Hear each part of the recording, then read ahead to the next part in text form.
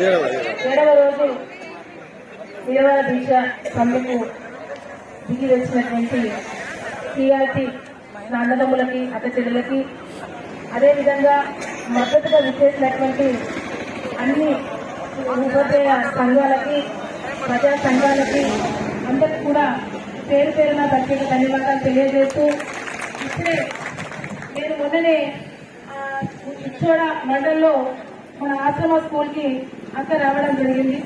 అప్పుడు అక్కడ ఆశ్రమ స్కూల్లో ఉన్నటువంటి మన టీఆర్టీ సోదరి మనులు అక్క మేమైతే సమ్మెకు దిగాలనుకుంటున్నాం, మాకు 4 months శాలరీ కూడా రాలేదు, చాలా ఇబ్బందిగా ఉంటుంది అంటే వెంటనే నేను అక్కగారికి చెప్పడం జరిగింది. చెప్తే వెంటనే అక్క ఫోన్ మాట్లాడి వాళ్ళకి దేంతోనైనా మంచిగా అడ్జస్ట్ చేసి శాలరీ మాత్రం కంపల్సరీ వేయాలనేటువంటి విషయాన్ని కూడా చెప్పడం జరిగింది. భుజంగరావు గారు మొత్తం మీకు మద్దతు ఇవ్వడానికి వస్తే ఆ విషయాన్ని కూడా చెప్పండి అనేది కూడా చెప్పడం జరిగింది. ఇప్పుడే వస్తూ అంటే అక్క రేపు మరి సమ్మెకి నేను వెళ్ళాలా ఏంటి అంటే మెసేజ్ పెట్టాను అక్కకి. సీతక్కకి మెసేజ్ పెడితే తప్పకుండా నువ్వు మద్దతు ఇవ్వు, వెళ్ళి మద్దతు ఈ టీఆర్టీ వ్యవస్థను తీసుకొచ్చింది కూడా మనమే, గిరిజన అభివృద్ధి కొరకు, గిరిజన విద్య అభివృద్ధి కొరకు, అదేవిధంగా ఎంతో మంది విద్యావంతులు చదువుకొని డిఎడ్లు చేసి ఉన్నారు కాబట్టి తప్పకుండా వాళ్ళని ఆదుకోవాల్సిన అవసరం ఉందనేసి ఆనాడే కాంగ్రెస్ గవర్నమెంట్ ఆలోచించి ఈ సిఆర్టీ వ్యవస్థను ఏర్పాటు చేసింది మా కాంగ్రెస్ గవర్నమెంటే. ఈ డిమాండ్స్ కూడా నెరవేర్చేది కాంగ్రెస్ గవర్నమెంట్ అని సందర్భంగా తెలియజేస్తున్నాం. ఎందుకంటే గత ప్రభుత్వంలో మనం ఎన్నోసార్లు ఈ టెంట్ కింద కూర్చున్నటువంటి సందర్భం, నేను కూడా సిఆర్టీగానే చాలా సందర్భంలో ఇక్కడ కూర్చున్నాను. మమ్మల్ని కూడా అప్పుడు టీఆర్ఎస్ గవర్నమెంట్ ఉన్నప్పుడు మరి చాలా మంది సిఆర్టీలు మోసపోయారు కూడా. మేము రెగ్యులేట్ చేస్తామనేసి ఒక ఉన్నత స్థానంలో ఉన్నటువంటి టీఆర్ఎస్ గవర్నమెంట్ లో ఉన్నత స్థానంలో ఉన్నటువంటి వాళ్ళు మిమ్మల్ని అందరికీ మీరు కూడా ఆలోచించండి ఒకసారి. ఉన్నత స్థానంలో ఉన్నటువంటి వాళ్ళని మిమ్మల్ని రెగ్యులర్ చేస్తామనేసి మీ దగ్గర డబ్బులు కూడా వసూలు చేసినటువంటి నాకు ఉంది.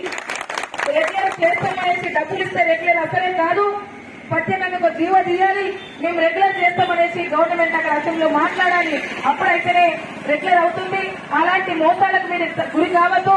తప్పకుండా మీకు ఇక్కడ ఉన్నటువంటి ఏదైతే డిమాండ్స్ ఉన్నాయో ఆ డిమాండ్స్ పైన సీతక్క గారు మన గౌరవ సీఎం గారు మరి తప్పకుండా నెరవేర్చాలి. నిజంగానే 24 hours మరి రెగ్యులర్ టీచర్లతోటి వాళ్ళు కూడా విద్యను అందిస్తున్నారనేటువంటి ఒక ఆలోచన విధానము మా గౌరవ సీఎం దగ్గర, గౌరవ సీతక్క దగ్గర ఉంది.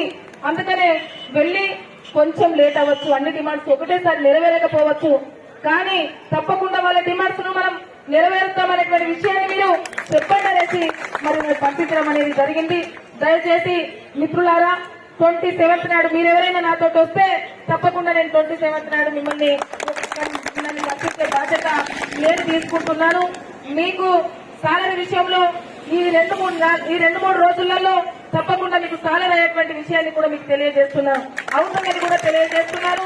ఇప్పుడే అక్కగారు నేను మరోసారి ఈ రోజు మాట్లాడతాను, మరి ఎక్కడి దాకా వచ్చిందో నేను తెలుసుకుంటాననేసి కూడా తను చెప్పడం అనేది జరిగింది. ఎందుకంటే మీరు సర్వీస్ అందిస్తున్నారు కాబట్టి మీకు సర్వీస్ కు తగ్గ వేతనం కావచ్చు, టైం స్కేల్ కావచ్చు, మెట్రిక్ లీవ్స్ కావచ్చు, అన్ని రకాలైనటువంటివి ఇచ్చేటువంటి బాధ్యత నిజంగానే గవర్నమెంట్ ఉంది. గత గవర్నమెంట్ లో కూడా మరి చాలా ఇబ్బందులు పడ్డాం. ఈ తెలిసిన చాలా సందర్భంలో కూర్చున్నాం. 4 నెలలు 9 నెలల సాలరీ 9 నెలలు సాలరీ వరకు కూడా మనం తెలుసుకుంటూ కూర్చున్నాం. కానీ మొన్న గౌరవ పిఓ గారితో కూడా సీతక్క గారు మినిస్టర్ గారు మాట్లాడడం జరిగింది. స్టేట్లకు వెళ్ళి ఎట్లా అడ్జస్ట్ చేస్తారో కానీ సిఆర్టీ వాళ్ళకు మనం నెలకు జీతాలు ఇవ్వాలి, ఏఎన్ఎంలకు కూడా నెలకు జీతాలు ఇవ్వాలి, కేటీవీ వాళ్ళకు కూడా నెలకు జీతాలు ఇవ్వాలి. చాలా కాంట్రాక్ట్ బేసిక్ లో చాలా మంది పార్ట్ టైం టీచర్స్ గా, పార్ట్ టైం ఉద్యోగులుగా చాలా మంది ఉన్నారు. వీళ్ళను ఆదుకోవాల్సిన బాధ్యత మనపై ఉన్నదనేసి మరి మాట్లాడటం కూడా జరిగింది. మీరు ఒక నమ్మకం ఉంచుకోండి, ఈ గవర్నమెంట్ ప్రజా గవర్నమెంట్, ప్రజల పక్షాన ఉండేటువంటి గవర్నమెంట్, అదేవిధంగా కష్టాలు తెలిసినటువంటి గవర్నమెంట్ తప్పకుండా మిమ్మల్ని ఆదుకుంటుంది, మీ సమస్యలను పరిష్కరిస్తుందనేసి నేను తెలియజేస్తున్నాను. ఎందుకంటే ఒకటేసారి ఇవన్నీ పరిష్కారం కాకపోవచ్చు, ఒక్కటొక్కటిగా తప్పకుండా పరిష్కారం అవుతాయనేసి ఈ సందర్భంగా తెలియజేస్తూ మీరు తప్పకుండా మీరు 27th నాడు నాతోటి ఒక 2-3 మీరు రండి. మీ సమస్య మీరే చెప్పుకోవడానికి, మళ్ళీ మీ వాళ్ళకి మీరు చెప్పుకోవడానికి తప్పకుండా పనికొస్తుంది. కాబట్టి తీసుకొని మరి మాట్లాడదామనేసి కూడా మినిస్టర్ గారు, గౌరవ మినిస్టర్ సీతక్క గారు కూడా చెప్పడం అనేది జరిగింది. దయచేసి నిజంగా చాలా బాధ అనిపిస్తుంది మాకు కూడా. ఎందుకంటే గతంలో నేను కూడా ఉపాధ్యాయురాలుగా పనిచేస్తాను, అదేవిధంగా సిఆర్టీలో పనిచేస్తాను. అప్పుడు కూడా నేను సాలరీ లేక చాలా రోజుల వరకు మేము కూడా కింద టెంట్ కింద కూర్చోవడం జరిగింది. సో మాకు నెలకి జీతాలు పోయిన గవర్నమెంట్ లో 15వ తారీఖు 20వ తారీఖు జీతాలు వస్తే అసలు ఎంత కంటలు పడేవాళ్ళం, చాలా బాధపడేవాళ్ళం. అదేవిధంగా మరి ఇప్పుడు మీరు ఎంత బాధపడుతున్నారో తప్పకుండా అర్థమవుతుంది.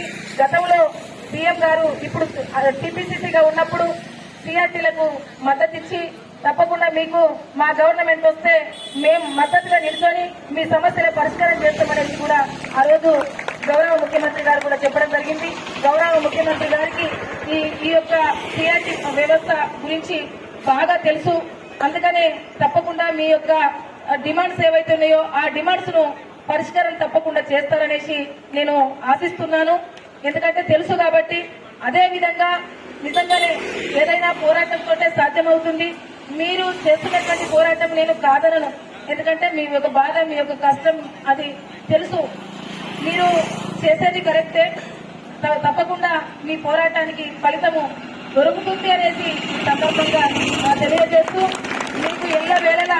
మీకు ఎల్లవేళలా ఎప్పుడు మద్దతుగా ఉంటూ మీ సమస్య పరిష్కారంలో భాగస్వామిగా ఉంటూ మీకేమైనా సమస్య వస్తే ఏ అర్ధరాత్రి అయినా నాకు ఫోన్ చేస్తారనేసి కూడా ఈ సందర్భంగా తెలియజేస్తున్నాను. ఏ సమస్య ఉన్నా గానీ ఇటు విద్యాపరంగా కావచ్చు, సాలరీ పరంగా కావచ్చు, ప్రతి ఒక్క సమస్యలో నేను మీ సమస్యలో నేను భాగస్వామి అవుతాననేసి ఈ సందర్భంగా తెలియజేస్తున్నాను. అదేవిధంగా తొందరలోనే మీ సమస్యను పరిష్కార మార్గం దొరుకుతుంది అనేటువంటిది కూడా నేను చెప్తున్నాను. మీరు కొంత ఓపికతో ఉంటారనేది కూడా ఈ సందర్భంగా తెలియజేస్తున్నాను. ధన్యవాదాలు.